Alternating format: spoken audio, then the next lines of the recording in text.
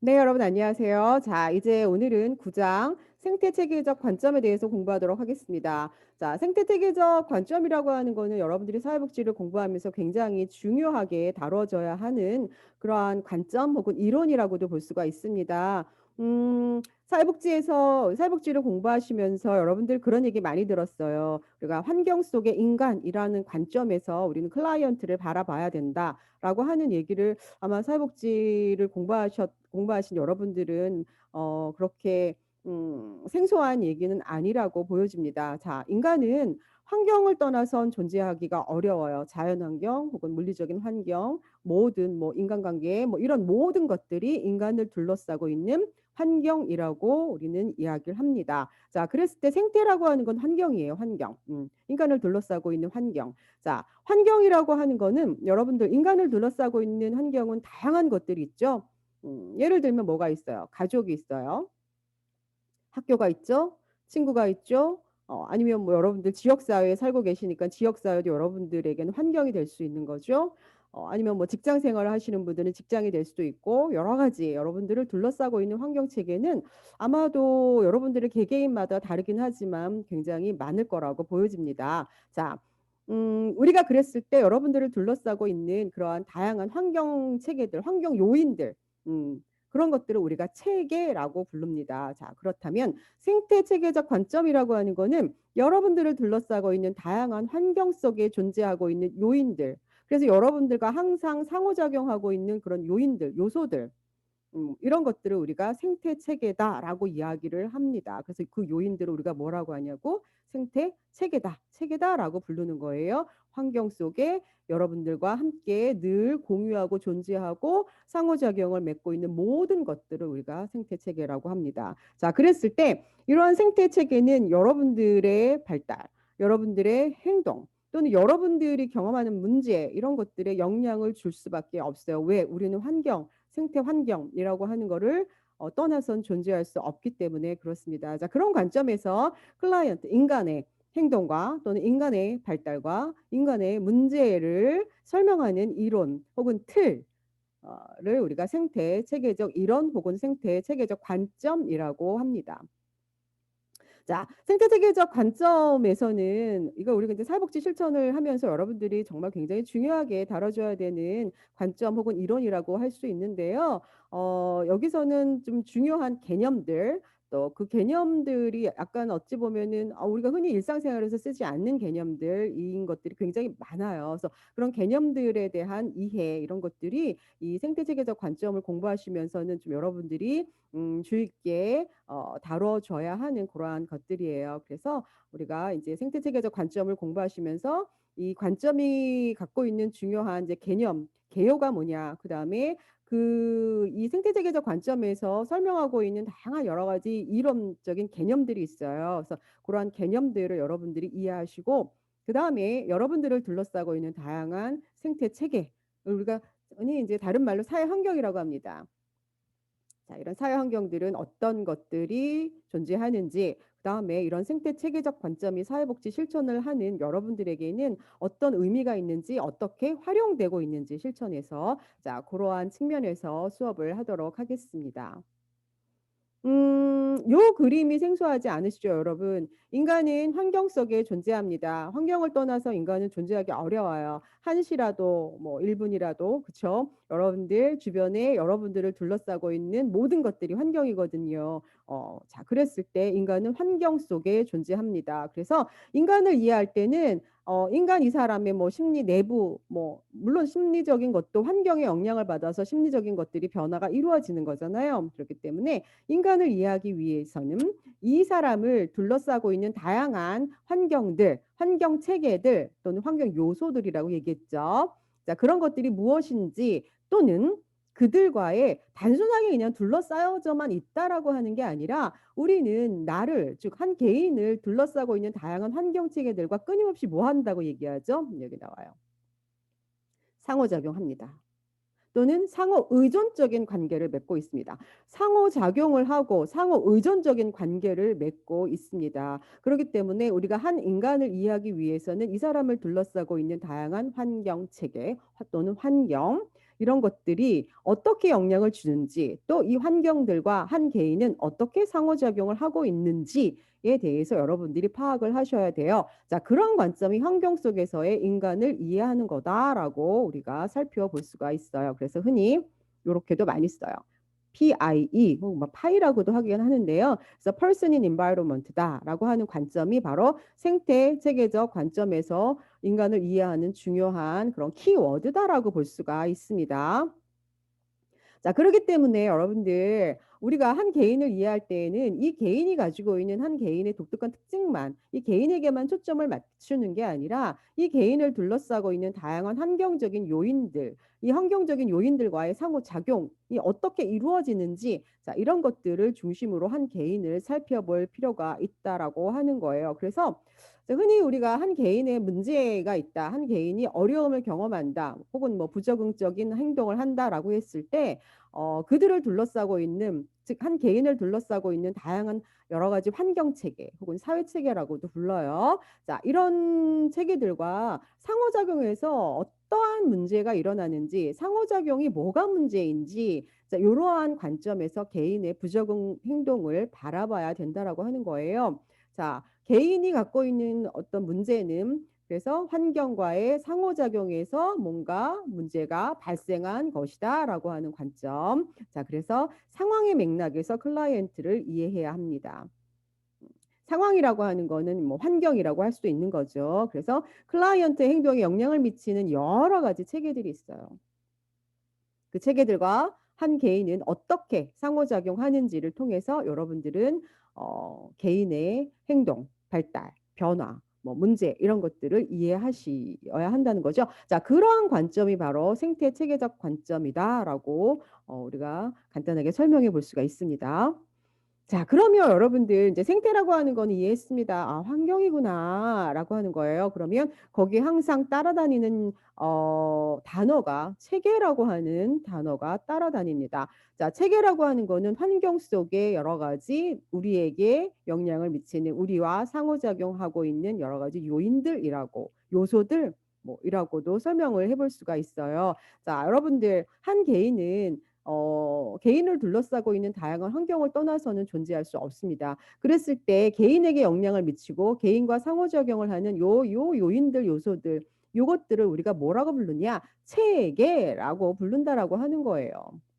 그래서 환경 속에서 나에게 영향을 미치는 다양한 것들, 이걸 우리가 생태 체계다라고 합니다. 여러분들에게 가장 근접한 생태 체계는 뭘까요? 가족이라고 볼 수가 있죠. 가족이에요. 그랬을 때 이제 가족도 하나의 체계다라고 생각하시고 여러분들이 체계의 개념을 이해하시면 훨씬 수월하게 이해하실 수가 있을 것 같아요. 자, 체계의 개념에 대해서 여러분들이 이제 확실하게 정리가 필요합니다. 자, 체계라고 하는 거는 뭐냐? 상호, 이게 이제 가족이에요. 가족을 하나의 체계다라고 보았을 때 체계란 서로 관련을 맺고 있다. 그렇죠? 그다음에 서로 상호작용한다. 이렇게 관련을 맺고 있고 상호작용하는 요소들의 집합체를 우리가 체계라고 합니다. 여러분들 가족 여기 이제 뭐 엄마 아빠 나가 있어요. 그러면 서로 엄마 아빠 나는 서로 관련을 맺고 상호작용을 하는 하나의 집합체. 자, 요거예요. 자, 이걸 우리가 체계라고 부르는 거죠. 그래서 우리는 또는 뭐 사회 체계라고 하기도 하고 환경 체계라고 하기도 하고 그냥 체계라고 하기도 합니다. 그래서 여러분들은 우리가 살고 있는 이 어떠한 순간에도 우리는 이 체계를 떠나선 존재할 수 없습니다. 그렇기 때문에 여러분들은 아마도 여러분들과 관계를 맺고 있는 상호작용을 하는 다양한 체계들과 아마 체계들과 관계를 맺으면서 여러분들이 지금 존재하고 있을 거라고 보여집니다. 자, 그런데 이 체계가 갖고 있는 특징은요, 상호 관계를 맺고 있죠. 상호 작용을 하고 있는 거예요. 서로 관련되어 있다라고 하는 거예요. 상호 관계를 맺고 있는 구성 단위들의 집합체예요. 그렇죠? 엄마, 아빠, 나는 서로 관련을 맺고 있고 상호작용을 하는 하나의 집합체, 전체라고 볼 수 있는데요. 이 집합체는 단순한 집합이 아니고 이 안에서 그냥 엄마, 아빠, 나가 있는 게 아니라 이들 간에 서로 유기적으로 서로 관련이 있고 상호작용이 왔다 갔다 이루어지는 하나의 단위다라고 하는 거죠. 그 안에선 뭐 일정의 어떠한 관계가 형성이 되기도 하는 거죠. 뭐 좋건 나쁘건 뭐 기능적이건 역기능적이건 간에 관계 양상이 포함되어져 있는 것, 그리고 상호작용이 이루어지는 것, 이러한 것들을 포함하고 있는 개념이 체계다라고 볼 수 있는 거예요. 단순히 1, 2, 3을 모아놓은 게 체계가 아니다. 1, 2, 3은 서로 관련이 되어져 있고 관계를 맺고 상호작용을 하고 서로 영향을 주고받는다라고 하는 개념이 체계의 개념입니다.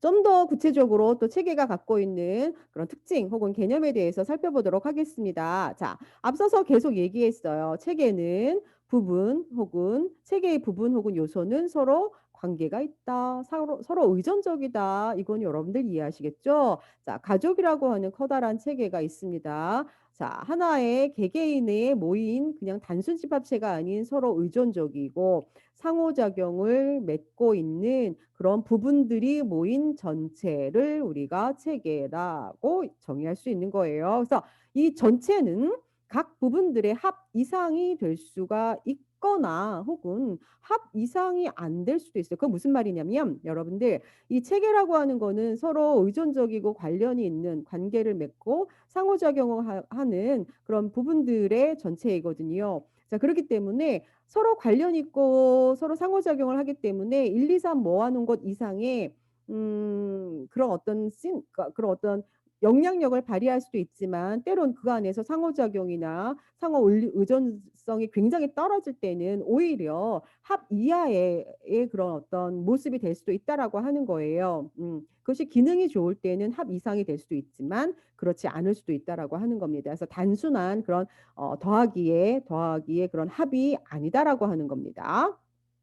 자, 그 다음에 뒤에 다시 설명하겠지만 체계는 경계에 의해서 구분되어집니다. 자, 여러분들 이게 우리 가족이에요. 가족을 체계다라고 생각하고 이해하시면 돼요. 자, 가족이라고 하는 거는요. 여러분들 우리 가족과 또 여러분들 다른 가족은 분명히 다르죠? 그 다르다라는 걸 어떻게 알 수 있어요?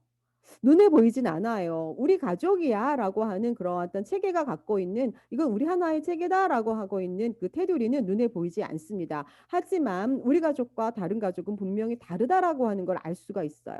눈에는 보이지 않지만 이렇게 체계를 하나로 묶어주는 그러한 구분, 경계, 선을 우리가 그걸 경계라고 합니다. 즉 눈에 보이지 않는 테두리. 그래서 우리 이 체계와 다른 체계를 구분하는 그런 어떤 경계선 그런 것들을 우리가 경계라고 부릅니다. 자, 경계라고 하는 거는 물론 눈에 보이지 않아요. 여러분들 가족과 다른 가족을 구분하는데 눈에 보이지 않는 그런 경계선에 의해서 체계는 구분이 됩니다. 하지만 그렇지 않아요. 여러분들 친구 관계도 여러분들이 친한 친구와 또는 친하지 않은 친구들도 있잖아요. 그러면은 눈에 보이지 않지만 이렇게 경계가 지어지고 있다라는 걸 여러분들 알 수 있죠. 자, 이렇게 경계는 체계를 구분해 주는 건데 때로는 경계가 눈에 보일 수도 있어요. 우리 집과 다른 집을 구분하는 확실한 경계선이 뭐예요, 여러분? 대문이라고 할 수 있죠. 자, 이렇게 눈에 보이기도 하고 안 보이기도 하지만 우리가 체계를 보통 이야기할 때 경계가 지어진다라고 할 때는 눈에 보이지 않아요. 그러면서 이것이 이 하나의 체계야라고 구분 지어지는 그런 어떤 속성을 우리가 경계라고 한다라고 하는 거예요. 자, 그 다음에 또 여기 이제 약간 중요한 개념이 나오는데 좀 다소 생소합니다. 자, 체계가 갖고 있는 하나의 특징 중에 하나가 혼론이라고 하는 특징이 있습니다. 자, 혼론이라고 하는 거는 뭐냐면 여기서 설명되어지네요. 모든 체계는 다른 체계의 하위 체계이면서 동시에 상위 체계가 될 수 있다. 또는 다른 말로 얘기해서 모든 체계는 뭐 다른 체계의 상위 체계가 될 수 있으면서 또 하위 체계도 될 수 있다. 뭐 다 상관없는 이야기입니다. 즉 체계라고 하는 거는 하위 체계와 상위 체계의 속성을 모두 갖고 있다라고 하는 거예요. 자, 이 이야기는 무슨 얘기냐면은 여러분들 가족이라고 하는 거를 하나의 체계다라고 생각해 보라고 얘기했죠. 자, 그랬을 때 가족이라고 하는 이거는 가족이라고 하는 건 하나의 체계예요. 그렇죠? 체계예요. 그러면 이 체계 안에는 어떠한 하위 구성 요소들이 있죠. 아빠, 엄마, 나가 있습니다. 그러면 전체 가족으로서의 체계의 하위 체계에는 엄마, 아빠, 나라고 하는 이러한 요소들로 채워져 있는 거죠. 그래서 가족은 하나의 상위 체계가 되며 그 가족 안에의 하위 체계는 엄마, 아빠, 나 이렇게 존재할 수가 있습니다. 또한 가족은 하나의 전체로서 이 가족은 지역사회의 다양한 체계들 중에 하나예요. 또는 지역사회의 다양한 뭐 가족들이 되게 많잖아요. 그런 가족들 중에 또 하나의 체계예요. 그렇게 봤을 때는 전체로서의 지역사회 안에 있는 하나의 하위체계, 지역사회를 구성하고 있는 하위체계다라고도 볼 수가 있어요. 자, 그랬을 때 체계가 갖고 있는 속성은 이렇게 하위체계이면서 동시에 상위체계의 속성을 모두 갖고 있다라고 하는 개념을 우리가 혼론이라고 이야기합니다. 자, 그렇기 때문에 체계는 서로 이렇게 상호 의존, 관련되어져 있는 상호작용하는 부분들이 모여져 있는 거예요. 자, 그렇기 때문에 서로 체계 안에서의 한 성원의 변화는 다른 성원에 영향을 미치겠죠. 당연히 왜? 상호 의존적이고 상호 관련되어져 있기 때문에 그렇습니다. 여러분들 아버지가 만약에 실직을 하셨어요. 그러면은 아버지의 변화는 엄마에게도 영향을 미치겠죠. 그래서 엄마 아빠의 어떠한 관계의 변화는 당연히 나에게 자녀에게 영향을 미칠 수밖에 없습니다. 그래서 하나의 변화는 전체에 영향을 미칠 수 있다라고 하는 거예요. 자, 그다음에 우리는 체계는 때로는 변화에 따라서 체계가 약간 불균형의 상태가 될 수 있어요. 자, 좀 전에 예를 들었던 것처럼 아빠가 실직을 했을 때 기존에 이제 엄마 아빠가 이제 직장을 다니시고 엄마가 이제 가정주부로서 사시고 이렇게 평범하게 살던 우리 가족 안에 아빠가 실직이라고 하는 변화가 생겼습니다. 자, 그랬을 때 체계가 그동안 별탈 없이 살았던 우리 가족이 조금 흔들림을 경험할 수 있어요. 경제적으로든 심리적으로든 그렇죠. 관계상의 어려움을 겪던 흔들릴 수가 있습니다만 자, 그렇다고 모든 가족이 붕괴가 되진 않죠. 그럼에도 불구하고 가족은 이전의 예전의 안정 상태를 되찾으려고 하는 그래서 다시 한번 편화라고 그다음에 그 안정을 찾으려고 하는 속성이 있습니다. 그랬을 때 아버지가 실직해서 이제 경제적인 어떤 능력이 없을 때 이제 다소 갈등을 겪을 수 있지만 자, 이제 어머님이 만약에 이제 경제 활동을 함으로써 이제 가족 내에 어떤 문제가 해결이 되고 안정 상태를 경험할 수 있게 된다라고 하는 거죠. 그래서 체계는 불균형을 경험하지만 체계가 갖고 있는 속성은 다시 한번 편안하고 안정 상태로 돌아가려고 하는 속성이 있습니다. 그래서 체계 안에 어떤 모습을 변화시킨다거나 뭐 이전과는 다르게 행동한다거나 함으로써 체계가 기존에 유지되어 왔던 안정을 찾으려고 하는 그런 속성이 있다라고 하는 특징이 있어요. 자, 그다음에 또 여기 좀 중요한 개념이 나와요. 체계는 수직적 혹은 수평적으로 상호작용이 이루어집니다. 자, 여러분들 체계는 아까 뭐라 그랬어요? 이 가족이라고 하는 체계는 가족의 지역사회로 친다면은 지역사회의 하나의 하위 구조, 그러니까 하위 체계라고도 볼 수 있고 또 가족 전체에게서는 이 가족 구성원들에게는 이 가족 전체가 또 하나의 상위 체계다라고 볼 수 있다. 그리고 혼론의 개념을 얘기했었잖아요.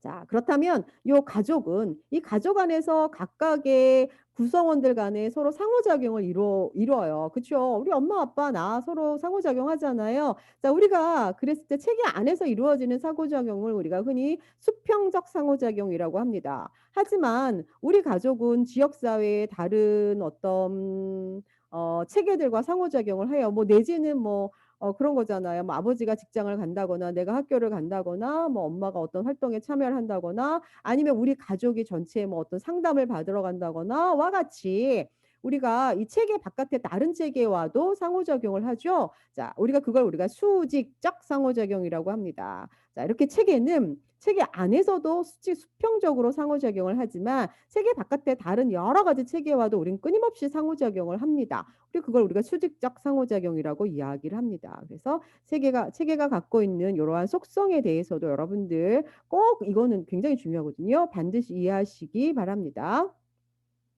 자, 그다음에 우리가 체계를 얘기할 때 여러 가지 이제 개념들이 되게 많이 나와요. 이제 이런 개념들이 우리가 처음 들어보는 개념들도 많기 때문에 여러분들이 그 개념적인 어떤 특징이라든지 그런 뜻에 대해서 이해를 하시기 바랍니다. 자, 우리가 생태체계 이론에서는요, 크게 주요 개념을 설명할 때 체계가 갖고 있는 특징들을 가지고 얘기를 하는 거예요. 그럼 이 체계는 어떤 특징이 있느냐? 자, 그랬을 때 이 특징을 우리가 하나 여러 이제 몇 가지의 유형으로 범주로 설명해 볼 수 있어요. 그것이 체계가 갖고 있는 구조는 또 어떤 특징이 있는가에 대해서 알아볼 필요가 있고요. 그다음에 체계는 어떻게 변화하고 있는가? 체계의 변화의 특징에 대해서도 우리가 이야기를 해볼 필요가 있고요. 그다음에 세 번째는 그걸 우리가 진화적 특성이라고 얘기해요. 그다음에 또 체계가 가지고 있는 체계는 어떻게 그 안에서 상호작용과 그 안에서 상호 교류가 이루어지는가? 이게 행동적 특징이에요. 그래서 우리가 체계가 가지고 있는 특성을 세 가지 크게 범주로 나눠서 설명을 한다면 구조, 그다음에 또 하나 그다음에 그 안에서 어떻게 변화하는지 이건 진화, 그다음에 체계는 어떻게 교류하고 상호작용하는지 이건 행동적 특징. 그래서 구조, 진화, 행동 이렇게 세 가지 차원에서 체계의 특징에 대해서 우리가 한번 살펴볼 필요가 있을 것 같습니다. 체계가 가지고 있는 구조적인 특성을 설명을 할 때요. 체계의 구조는 어떻게 이루어져 있다. 체계의 구조는 뭐다를 설명할 때 우리는 체계와 우리 체계와 우리가 아닌 체계를 구분해 주는 그러한 경계라고 하는 개념을 여러분들이 이해를 하셔야 됩니다. 앞서서도 얘기했어요. 요 체계와 요 체계는 구분이 되어져 있습니다. 하지만 그 구분되어지는 거를 여러분들 구분선이라고 우리가 그렇게 얘기하지 않아요. 자, 이러한 구분선은 눈에 보이지 않지만 우리는 이 체계와 이 체계는 서로 다른 체계다라고 하는 거를 우리는 확실히 알 수가 있습니다. 그렇죠?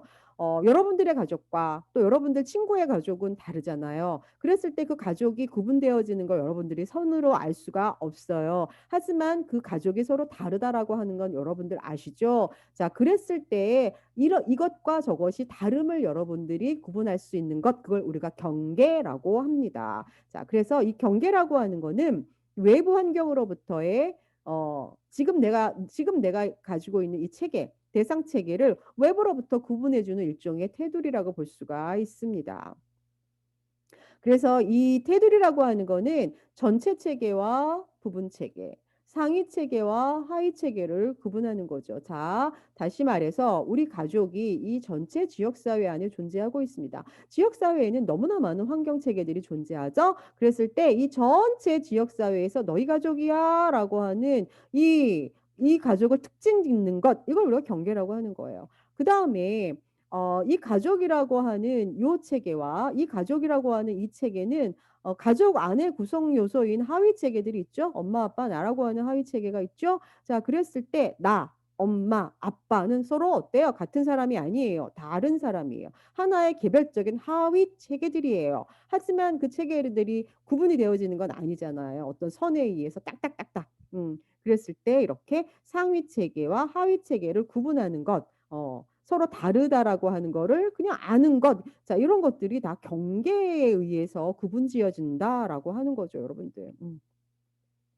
자, 그래서 우리가 이 체계를 통해서 이 체계가 갖고 있는 정체성을 유지할 수가 있는 거예요. 우리 가족과 다른 가족은 분명 다릅니다. 자, 그걸 우리가 알 수 있는 건 경계에 의해서 우리가 다르다는 걸 아는데 그걸 통해서 경계에 의해서 그 체계가 갖고 있는 독특한 특성 이런 것들을 알 수가 있고 유지시켜 나갈 수 있다라고 하는 거예요. 자, 그다음에 이 경계를 통해서 에너지가 밖으로 왔다 갔다 유입이 되고 나가기도 한다라고 하는 거죠. 자, 자원 혹은 에너지, 정보 이런 것들이 왔다 갔다 하는 거예요. 나가기도 하고 들어오기도 하고. 자, 봅시다. 가족이라고 하는 체계가 있다라고 얘기했습니다. 자, 이 가족이라고 하고 하는 이 하나의 체계가 이렇게 있는데 이 가족은 외부로부터 에너지를 받기도 하고 외부의 에너지를 쓰기도 하고 이렇습니다. 외부하고 교류를 하기도 하고 합니다. 자, 그랬을 때 이 에너지가 들어갔다 나왔다 하는 요것이 다 경계에 의해서 이루어진다라고 하는 거예요.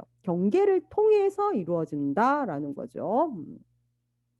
자, 그랬을 때 이때 경계는 이제 삼투막과 같이 에너지, 정보, 자원의 흐름과 피드백을 조절 또는 통제하는 역할을 합니다. 이 경계에 의해서 에너지를 주고받고 하는데 이 경계가 너무 단단하게 굳어져 있으면 너무 이 경계가 뭔가 외부의 것들을 받으려고 하지 않게 똘똘 이렇게 뭔가 차단을 하고 있을 때는 외부에부터 에너지를 받을 수가 없어요. 하지만 경계가 너무 느슨하면 외부의 모든 것들을 다 받아들이는 거죠. 그랬을 때 문제는 뭐냐면 너무 받아들이지 않는 거, 외부하고의 어떤 교류가 전혀 없는 경계가 너무 단단해서 그런 것도 문제가 되지만 너무 느슨해서 경계가 확 풀어져서 외부 것이 우리 것인지 알지 못하는 이러한 것도 문제가 될 수 있습니다. 그래서 이렇게 에너지가 왔다 갔다 하는 거는 일종의 눈에 보이지 않는 이 테두리라고 하는 경계에 의해서 그것이 조절이 된다라고 하는 거예요. 그래서 우리가 외부에서 에너지를 적당히 서로 유입이 되는 것이 굉장히 좋은 건강한 그런 하나의 체계다라고 보여지는 겁니다. 자, 이러한 흐름은 눈에 보이지 않습니다. 하지만 경계의 모양에 따라 달라진다라고 하는 거예요. 어떤 체계는 에너지를 잘 받아들이지만 어떤 체계는 에너지를 절대 받아들이지 않는 것. 자, 이런 것들. 자, 아직도 이게 뭔가 잘 이해가 안 오시면 예를 들어서 한번 설명을 해보겠습니다. 이제 뒤에 다시 한번 나오니까 예를 들어서 설명을 해드릴게요. 자, 여러분들 가족이라고 한번 봅시다. 가족. 우리 가족. 자, 우리 가족이 이렇게 구성원들이 있어요. 그러면 아빠가 외부로 가서 일을 하셔야겠죠? 그다음에 나도 학교에서 학교하고 교류를 하면서 생활을 해야겠죠? 엄마도 직장을 가신다거나 아니면 친구분들과 모임을 통해서 뭔가 외부하고 교류를 해야겠죠? 돈도 벌어오고 지식도 얻어오고 엄마도 뭐 여러 가지 정서적인 지지를 통해서 스트레스도 풀고 자, 이런 정도가 왔다 갔다 할 수 있는 게 경계를 통해서 그게 조절이 된다라고 하는 거예요. 그래서 외부로부터 적절한 이러한 에너지, 자원, 뭐 정보 이런 것들이 유입이 되는 게 건강한 체계다라고 볼 수가 있습니다. 자, 근데 우리가 그런 체계를 우리가 개방 체계다라고 얘기를 해요. 자, 근데 이제 문제는 그거예요. 폐쇄 체계라고 하는 거는 이런 것들을 받아들이지 않는 거예요. 예를 들면 이 가정이 지금 심각한 어떤 가정 내 문제를 가지고 있어요. 그러면 이 가정에게 우리가 누군가 뭐 정서적인 지지를 해줄 수도 있고 아니면 상담을 받을 수 있게 권유를 할 수도 있고 외부에서 도움을 받을 수 있게 할 수도 있잖아요. 근데 체계의 테두리가 너무나 견고해갖고 이런 것들을 퉁퉁 튕겨나가게 하는 거예요. 받아들이지 않는 거예요. 자, 그래서 체계로 외부로부터 뭔가 새로운 것들이 들어오면 이 가족이 도움을 받고 변화가 될 수 있는데 그런 것들을 전혀 유입시키지 않는 것 이런 것들을 우리가 폐쇄 체계라고 합니다. 아시겠죠? 자, 예를 들면 그거예요. 그리고 아동학대라든지 가정폭력과 같은 가정 내에서 이루어지는 그러한 문제들이 있을 때 우리가 그 문제를 해결하기 위해서는 외부의 도움을 받고 외부에서 뭔가 지지를 받고 하면 해결될 수 있어요. 즉 우리가 가정 내 경계를 통해서 외부로부터 자원들이 들어와서 우리를 돕게 하면은 문제가 되지 않아 해결될 수 있죠. 하지만 많은 경우에 폐쇄적인 특징을 가지고 있는 그러한 가족들은 외부로부터 그런 것들을 유입되는 걸 허락하지 않아요. 그래서 가족 내에 문제가 골마 터져도 결국은 외부에서 도움을 받지 않기 때문에 에너지가 유입되지 않기 때문에 가족 내에 더 심각한 문제가 발생될 수 있다라고 하는 거예요. 자, 이런 것들이 체계의 경계를 통해서 왔다 갔다 한다라는 거죠. 그래서 개방 체계는 유입이 쉽지만 폐쇄 체계는 안 되는 거예요. 여러분들 외부하고 교류가 없으면 우리는 살 수가 없습니다. 심지어 우리 한 개인도 체계라고 봤을 때 나라고 하는 체계가 유지되기 위해서는 내가 배고플 때 외부에부터 음식물이 들어와야 돼요. 개방 체계가 되어야 돼요.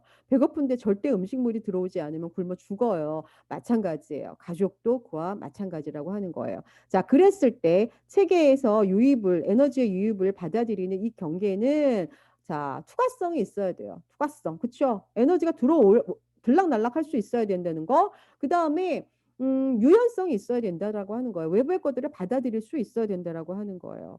그럼에도 불구하고 내 체계와 내가 아닌 체계를 구분할 수 있을 만큼의 체계는 명확해야 된다는 거야.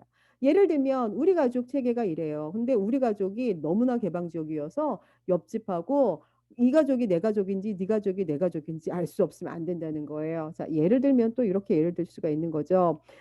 분명히 이제 시댁과 뭐 뭐 아니면은 뭐 처가와 뭐 결혼하신 분들이 만약에 있다면 혹시 여러분들 나중에 결혼하신다면 우리 가족은 서로 다른 가족이에요. 분명히. 그런데 이게 만약에 이제 뭐 시어머니가 우리 가족에 대해서 너무 지나치게 너무 이제 간섭이 심하셔요. 자, 이러면은 이게 분명히 명확하게 구분 지어야 되는 우리 가족에서 해결할 건 우리 가족이 해결해야 되는데 이게 구분이 없이 막 아무 때나 뭐 시어머니 아니면 장모님이 오셔가지고 우리 가족 일에 뭐 감나라 배나라 막 이러면 안 된다라고 하는 거예요. 우리 가족과 저쪽 가족은 분명하게 서로 교류할 수 있을 만큼의 투가족이고 유연적이긴 해야겠지만 명확한 경계가 있어야 된다라고 하는 거죠. 이 가족이 네 가족이냐 저 가족이 내 가족이냐 이러면 안 된다라고 하는 거예요. 자, 그것이 바로 체계가 갖고 있는 특징 중에 하나인 명확성이라고 볼 수가 있습니다. 자, 그래서 체계는 이런 특징을 가지고 있어요. 그래서 개방 체계냐, 폐쇄 체계냐.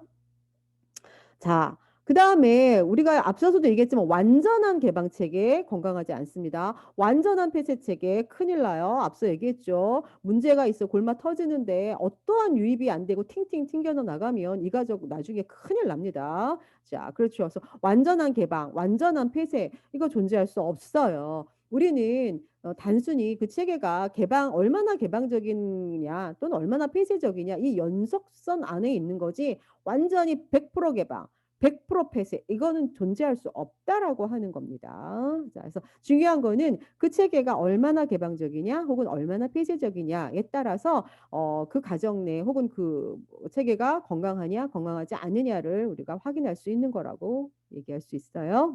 그래서 그래서 구조에서 경계는 굉장히 중요한 개념입니다. 자, 그 다음에 경계가 명확해야 하기는 합니다. 하지만 우리가 이 체계와 또 이 체계가 존재할 때 서로 상호 공통분모가 있을 수 있죠. 서로 공통분모가 분명히 있을 수 있는 거예요. 자, 이러한 공통분모를 우리가 공유 영역이라고 이야기를 합니다. 서로 그래야지 여러분들 보세요. 나라고 하는 우리 가족이라고 하는 체계가 뭐 지역사회, 학교하고의 어느 정도의 공통분모가 있어야지만 서로 교류가 일어날 수 있는 거죠. 그렇죠. 그랬을 때 그걸 우리가 공유 영역이다. 여러분들 만약에 그런 거잖아요. 지금 노부모만 계신 이 어르신들만 계신 가정이 있습니다. 그런 가정에서 이제 학교에서 행사를 한대요. 가족들이 모이는 행사를 해요. 그럼 솔직히 어르신들은 학교하고의 공유 영역이 교류가 별로 없잖아요. 그랬을 때는 공유 영역이 없는 거예요. 이제 우리가 이제 그런 것들을 공유 영역이라고 합니다. 그래서 어머님들이 이제 학교에 무슨 행사에 참여를 한다거나라고 하는 것들은 서로 간에 교류가 일어날 수 있는 그런 어떤 공통분모. 자, 우리가 그걸 공유 영역이라고 합니다. 그랬을 때 그 공유 영역을 통해서 서로의 관심이나 이익이나 이런 것들을 나누고 교류할 수가 있게 된다라고 하는 거죠. 그래서 여러분들 공유 영역이라고 하는 거는 이익이나 관심사가 비슷한 것들의 하나의 지점이라고 얘기를 한다면 그 안에서 일어나는 교류라든지 상호작용은 관계라고 하는 거예요. 공유 영역에서 만약에 관계가 안 좋을 수도 있고 좋을 수도 있고 관계가 일어날 수도 있고 안 일어날 수도 있잖아요. 자, 그랬을 때 영역과 관계는 이렇게 조금 차이가 나는 개념이라는 거 여러분들 확인하시고요. 자, 그 다음에 체계가 갖고 있는 체계가 가지고 있는 변화의 특성이라고 볼 수 있습니다. 크게 균형, 항상성, 안정상태, 호혜성의 특징이 있습니다. 자, 균형이라고 하는 거는 체계가 바람 불어도 비가 와도 나는 안 움직일 테야. 자, 완전히 수평 상태예요. 자, 완전히 체계가 가지고 있는 완전한 수평 상태를 우리가 균형이라고 얘기합니다. 균형은 되게 좋은 거 아닌가요, 교수님이라고 여러분들이 저에게 물어볼 수 있지만 균형 혹은 이걸 우리가 평형 상태라고 얘기합니다. 자, 여러분들 균형 물론 좋죠. 물론 좋고 평형 상태 물론 좋지만 체계라고 하는 거 여러분들 가족 체계 생각해 보세요. 우리는 끊임없이 외부의 변화에 끊임없이 뭔가 변하고 있어요. 가족들이. 그렇죠? 그런데 외부의 변화에도 아랑곳 없이 꿋꿋하게 우리는 이대로 지켜나갈 거야라는 걸 고수한다면 세계 내에 어떤 발전이라든지 그런 것들이 이루어지긴 어려워요. 진화는 되지 않는다라고 하는 거예요. 우리가 외부의 변화에 따라서 외부의 것들을 받아들여서 체계가 조금 변화하고 그러면서 안정된 상태를 유지하는 거는 좋지만 "우리는 지금의 상태를 절대로 변화시키고 싶지 않아."라고 얘기하면서 외부로부터 교류를 전혀 하지 않고 "이대로 스탑. 이거는 건강하지 않습니다." 자, 우리가 그걸 균형이라고 얘기하고 또 다른 말로 평형이라고 얘기합니다. "현상 유지가 좋아." 여러분들 예를 들면 그거죠. 아빠가 실직했어요. 외부의 변화가 있는 거죠. 근데 우리는 기존에 엄마는 가정주부로 사셨어요. 그러면 "여태까지 나는 여태까지 이렇게 살았으니까는 우리는 이렇게 살 거야."라고 절대로 이제 그 가족의 모습을 변화시키고 싶지 않아요. 자, 이런 상태를 균형이라고 해요. 이거는 건강한 체계라고 볼 수가 없습니다. 이런 체계가 인제 이 균형 상태를 우리가 폐쇄 체계의 특징이다라고 얘기합니다. 자, 시소는 바람이 불거나 누가 앉으면 변합니다. 하지만 절대로 변하지 않게 여기다 꽁꽁 묶어 놓은 거예요.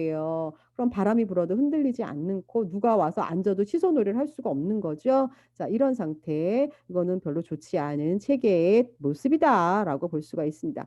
전혀 교류하지 않는 거예요. 수직적 상호작용을 하기보다는 좀 외부하고 교류하기보다는 안에서 가족 성원들하고만 교류하는 거예요. 그 안에서 지지고 볶고 싸워도 우리는 절대 외부의 어떤 것도 받아들이지 않을 거야라고 하는 걸 우리가 평형 혹은 균형 상태다라고 얘기를 합니다. 좋은 거 아니에요. 말은 좋지만.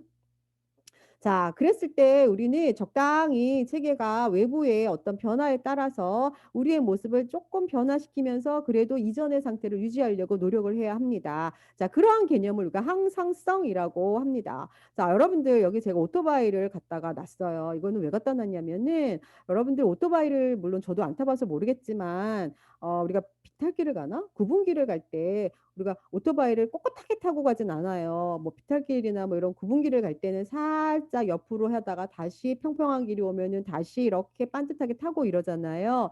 자, 하지만 뭐 늘상 삐뚤어지게 타는 건 아니잖아요. 원래 반듯하게 탔지만 구부러진 길에 따라서는 약간 변화도 했다가 다시 돌아왔다가 하는 거죠. 자, 이거예요. 가족이 물론 외부의 변화에 따라서 쪼끔은 달라지긴 하지만 그래도 기존의 모습을 유지하면서 또다시 외부의 변화에 쪼끔 대응하면서 기존의 모습을 유지해 나가면서 그대로 가족의 모습을 유지하려고 하는 그러한 특징. 자, 이걸 우리가 항상성이라고 합니다. 앞서 얘기한 균형이라든지 평형 상태보다는 훨씬 더 개방적인, 그러니까 외부의 변화를 받아들이면서 나의 모습을 조금 바꾸면서 하지만 기존의 그런 어떤 내가 가지고 있는 그러한 상태를 유지하려고 하는 특징이에요. 즉 체계의 일관성은 유지하나 변화에 조금은 우리가 유연하게 대처하려고 하는 그런 체계가 갖고 있는 성질을 항상성이라고 합니다. 체계의 모습을 완전히 뜯어 고치는 게 아니라 체계가 갖고 있는 모습은 유지하되 변화에 조금은 유연하게 대처하는, 그러나 체계의 구조는 크게 달라지지 않아라고 하는 거죠. 자, 요런 것들을 우리가 항상성이라고 볼 수가 있습니다. 항상성의 개념은 여러분들 그거예요. 예를 들면 그거죠. 온도계가 우리가 인제 맨날 24 도에 맞춰 놔요. 그러면은 추울 때는 22 도로 온도가 내려가면 24 도를 맞추기 위해서 보일러가 가동이 됐다가 24 도가 땡 되면 뭐 25 도가 이제 됐어요, 집안 온도가. 그러면 다시 보일러가 꺼지죠. 그래서 이런 상태가 바로 항상성이라고 얘기합니다. 기존의 가족 구조를 깨지 않아요. 바꾸지 않아요. 외부하고 크게 교류는 하지 않지만 그래도 외부 것들을 쪼끔은 받아들이면서 자신의 원래 모습 바꾸지 않으려고 해요. 자, 항상성 좋습니다. 그래도 앞서의 균형 상태보다 훨씬 좋습니다만 그래도 가족 내에 문제가 있다면 가족이 기존에 가지고 있던 그런 모습을 변화시켜서 새롭게 재탄생해서 가족이 문제를 해결해 나가려는 게 훨씬 좋은데 항상성은 그렇지는 않아요. 가족의 모습을 변화시켜서 가족이 뭔가 근본적인 문제를 해결하려고 하는 그런 노력까지는 하지는 않아요, 항상성은. 자, 예를 들면 그거예요. 엄마 아빠가 맨날 싸워요. 맨날 싸워서 아이가 되게 힘들어해요. 그런데 어느 날 인제 아이가 틱 증상을 보이기 시작을 해요. 그러면 엄마 아빠는 잠깐 싸움을 멈춰요. 그래서 아이의 치료에 또 인제 전념을 하죠. 그러다 애가 틱이 괜찮아졌어요. 그럼 또 다시 엄마 아빠가 싸우는 거를 해결한 게 아니잖아요. 기존의 상태로 다시 돌아가요. 다시 싸우기 시작해요. 일정 범위 내에서만 잠깐 변화를 한 거죠. 자, 이런 거를 우리가 항상성이라고 이야기를 합니다. 물론 이제 아이를 위한 치료를 받아들였다는 의미에서 외부의 어떤 개방적인 어떤 속성을 가지고 있다라고 하지만 체계가 가지고 있는 근본적 문제를 해결하려고 하는 외부와의 교류는 없었어요. 실은 이 가족 내의 문제를 해결하기 위해서는 외부의 어떤 상담이나 치료를 통해서 가족의 변화를 통해서 가족의 문제를 해결해야 하는데 이제 그렇지 않다는 거죠. 안에 있는 문제만 살짝 이제 해결하고 다시 원래대로 돌아간 거예요. 자, 우리가 이런 특징을 상상성이라고 이야기를 합니다. 자, 안정 상태는 뭐냐면 앞서서도 얘기했어요. 자녀 엄마 아빠가 막 싸워요. 근데 이제 일시적으로 자녀가 문제가 있어서 잠깐 싸우는 거 멈추고 자녀 문제를 해결하고 해결되니까 다시 싸워요. 자, 우리가 항상성이라 그랬죠. 그렇다면 또다시 이 자녀는 문제가 나타나겠죠. 그럼 계속 반복이 되는 거예요. 올라갔다 내려왔다, 올라갔다 내려왔다. 이게 항상성이에요. 그럼 근본적으로 이 가족의 문제를 해결하기 위해서는 엄마 아빠가 외부 체계로부터 도움을 받아야 해요. 즉 개방 체계가 되어서 외부의 자원이나 에너지나 지원을 받아들여야 된다라고 하는 거예요. 그래서 부부 상담이나 치료를 통해서 엄마 아빠가 변화가 돼요. 그러면 가족 내에 그렇잖아요. 가족 내의 한 체계의 변화는 다른 구성원에게도 영향을 미친다라고 한다고 얘기했잖아요. 그렇죠? 마찬가지로 아마 자녀 문제는 자연스럽게 해결이 될 거예요. 그러면 기존과는 엄마 아빠는 다르게 좀 상호작용해야 되겠고 다르게 의사소통을 해야 되겠죠. 기존과는 다른 가족의 그런 관계 양상이 필요할 수 있습니다. 자, 예전처럼 행동하면 안 된다라고 하는 거예요. 그렇죠? 자, 이렇게 해서 가족의 모습을 바꾸는 것, 이걸 우리가 그래서 가족이 좀 더 편안한 상태, 건강한 상태를 유지하고자 하는 그런 체계가 갖고 있는 변화적인 속성, 이걸 우리가 안정 상태다라고 이야기를 합니다. 자, 안정 상태가 되기 위해서는 환경과의 교류가 필요하죠. 그래서 환경에 따라서 변화를 우리가 이루는 거죠. 그러기 위해서는 체계로부터 다양한 여러 가지 지원을 이렇게 받아들여야 되죠. 자, 여러분, 제가 제주도가 아니라 어디를 가야지? 부산을 가려고 합니다. 자, 부산을 가려고 하는데 어떤 사람은 꼭 비행기만 타야 돼요. 그럼 비행기가 만 뜨는 날은 그럼 비행기 못 가잖아요. 그러면 이제 그러니까 부산을 못 가서 자신의 어떤 중요한 약속을 망칠 수가 있어요. 하지만 비행기를 고집하지 않고 기차나 배나 자가용을 탄다면 우리는 부산에 도착할 수 있다라고 하는 거예요. 여러 가지 다른 것들을 환경으로 받아들여서 개방적으로 받아들여서 체계의 변화를 통해서 체계가 건강하고 안녕된 상태를 유지하고자 하는 그러한 속성을 우리가 안정 상태다라고 얘기합니다. 그러면 체계의 어떤 변화 속성에서 가장 좋은 거는 어떤 상태예요, 여러분? 그렇죠? 안정 상태라고 볼 수가 있습니다. 자, 우리 체계는 흔들리는 걸 되게 싫어해요. 흔들리는 걸 되게 싫어하고 체계가 막 변화돼서 붕괴되는 건 이거는 안 돼요. 체계가 갖고 있는 기본적인 속성은 변화에 대처해서 체계가 안정되고 편안한 상태를 유지하는 것이 체계가 가지고 있는 아주 기본적인 속성입니다. 그러기 위해서는 때로는 어떤 가족은 절대로 이 상태 안 변할 거야 하는 균형 체계를 유지하는 가족도 있고 또 어떤 가족은 잠깐 변했다가 원래로 유지할 거야 하는 항상성의 특징을 가지고 있고 또 어떤 가족은 체계의 모습을 변화시켜서 이제 보다 기능적이고 안정된 상태를 유지하려고 하기도 해요. 어떤 모습이든 다 체계가 갖고 있는 그런 변화의 특징이기도 하지만 그럼에도 이제 불구하고 이 체계는 이제 그런 모습들을 통해서 이제 유지하려고 하는 그런 특징이 있다라고 하는데 가장 좋은 유지 방법은 이렇게 뭔가 변화에 잘 대처하고 또 그 대처하는 걸 통해서 보다 기능적이고 안녕된 상태를 유지하게끔 하는 게 무엇보다 중요합니다. 자, 그런 의미에서의 안정 상태가 체계가 갖고 있는 가장 좋은 개방적인 특징을 가지고 있는 체계의 진화적 특성이라고 볼 수가 있습니다. 그러기 위해서는 외부 자극을 통해서 이전과는 조금 달리 변화가 필요하죠. 그래서 형태가 변형될 필요가 있습니다. 엄마 아빠의 기존의 의사소통 방식을 바꾼다거나 관계 양상을 바꾼다거나와 같이 이렇게 형태 변형을 통해서 체계가 이전과는 다른 이러한 건강한 안녕 상태로 가고자 하는 이러한 체계의 속성을 우리가 안정 상태다라고 얘기합니다. 자, 또 예를 들면 그거예요. 우리가 아이들이 성장함에 따라서 자녀들의 귀가 시간이 만약에 아이들이 대학생이 되어 있는데 아버지가 우리 가족은 8시까지가 통금이야. 뭐 절대 넘으면 안 돼. 라고 규정을 해놨어요. 그럼 자녀들이 대학생이 되었을 때 이건 너무나도 힘들죠. 그럼 늘상 이제 가정 내에 어떤 불화가 일어나겠죠. 그럼 어떻게 해야 돼요? 체계의 모습, 우리 규칙을 바꾸는 거예요. 그래서 아버지도 좀 유연해지시고 자녀들에게 조금 이렇게 허용해 주셔서 통금 시간 뭐 한 12시까지 이렇게 바꾸는 거죠. 이제 그러면서 다시 가정 내에 어떤 안정된 상태, 건강한 상태를 유지하고자 하는 그런 속성을 우리가 안정 상태다라고 이야기를 합니다. 자, 그 다음에 체계가 갖고 있는 특징 중에 하나가 호혜성이에요. 이거 호혜성은 여러분들 그거예요. 자, 알이 먼저냐, 달걀이 먼저나 닭이 먼저냐 이 얘기예요. 자, 내가 체계라고 하는 거는 내가 B에게 영향을 주기도 하지만 B가 나에게 영향을 주기도 하고 이렇게 서로 영향을 주고받으면서 체계에서의 관계 양상이 나타나거든요. 예를 들면은 그거죠. 여러분들이 이제 엄마의 잔소리가 너무나 듣기 싫어가지고 집을 나가요. 그러면 엄마가 또 그러죠. 너 왜 맨날 집을 나가고 밤늦게까지 돌아다니는 거야? 또 잔소리를 하죠. 근데 그 잔소리가 듣기 싫어갖고 또 밤늦게 들어와요. 그래서 이게 계속 반복이 되는 거예요. 자, 그랬을 때 여기서의 원인은 뭔가요?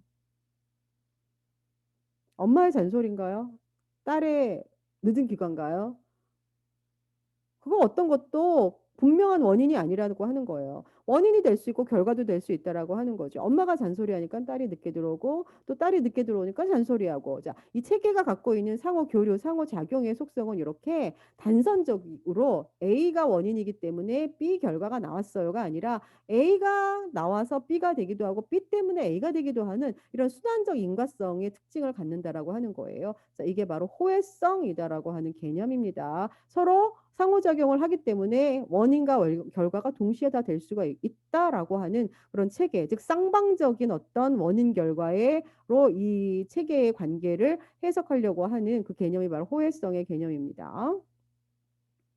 자, 그 다음에 이런 개념도 좀 이제 좀 중요하긴 한데 우리가 또 처음 들어볼 수도 있어요. 자, 다중종결성, 동등종결성 이런 게 나와요. 종결이라고 하는 얘기는 똑같잖아요. 종결, 결과. 그렇죠. 다중종결이라고 하는 거는 여기서 이런 거죠. 체계를 구성하는 요소들의 상호작용 성격에 따라 유사한 조건이라도 각기 다른 결과를 초래한다라고 하는 거예요. 자, 동일한 접근을 시도를 했어요.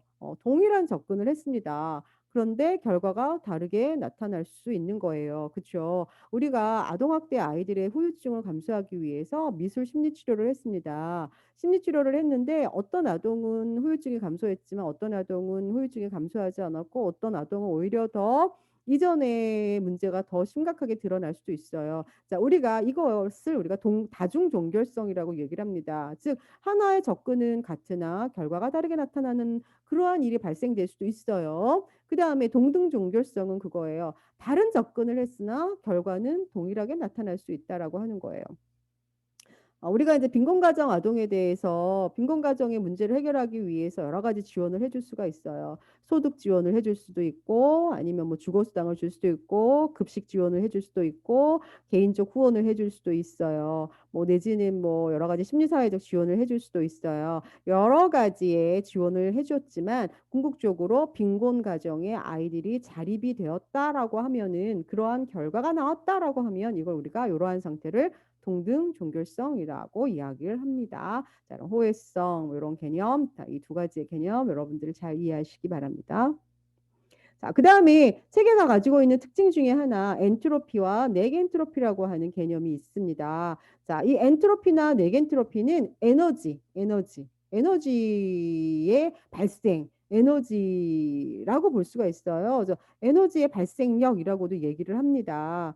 에너지라고 하는 거는 뭐 행동 역량 또 아니면은 행동 아니면 변화를 발생할 수 있는 능력을 에너지라고 하거든요. 그래서 에너지의 상태를 우리가 엔트로피, 네겐트로피 이렇게 구분지어서 얘기를 하거든요. 자, 그랬을 때 우리 체계가 에너지가 있어야지 체계가 변하기도 하고 뭐 다른 모습이 되기도 하거든요. 그럼 에너지의 상태에 따라서 우리가 어떻게 이렇게 설명이 되는지 이 개념이 어떤 건지 잠깐 또 살펴보도록 하겠습니다.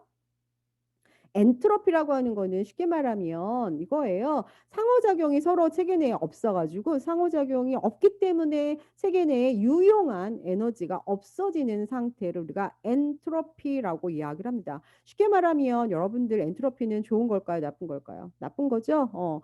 자, 체계가 이렇게 있어요. 체계가 엄마, 아빠, 나 이렇게 있죠. 근데 이들이 서로 완전히 무관심해. 관계가 전혀 서로 상호 교류가 없어요. 그렇죠. 자, 그러면 가족 내에 이런 가족 우리가 뭐라고 불러요? 모래알 가족이라 그러잖아요. 어떤 일이 있을 때 합쳐지지도 않고 그렇기 때문에 이 안에 상호 교류가 안 일어나기 때문에 이 안에는 어때요? 굉장히 서로 무질서하기도 하고 뭔가 이 안에서 충분한 에너지가 나오질 않는 거예요.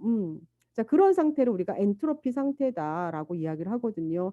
그러면 우리가 엄마 아빠 우리가 힘들 때 엄마 아빠한테 지지도 받고 아버지가 힘들게 일하고 들어왔을 때 뭐 엄마와 자녀들을 통해서 아빠 힘내세요 뭐 이러면 굉장히 아버지가 힘도 내고 좋은 에너지가 막 생기는데 그런 게 전혀 없는 거예요. 내가 힘든데 누구 하나 날 위로해 주지 않고 아버지가 힘든데 누구 하나 위로해 주지 않는다면 이 안에 이 에너지가 굉장히 유용하게 쓰이는 에너지가 점점 줄어드는 상태가 돼서 결국은 체계가 어때요?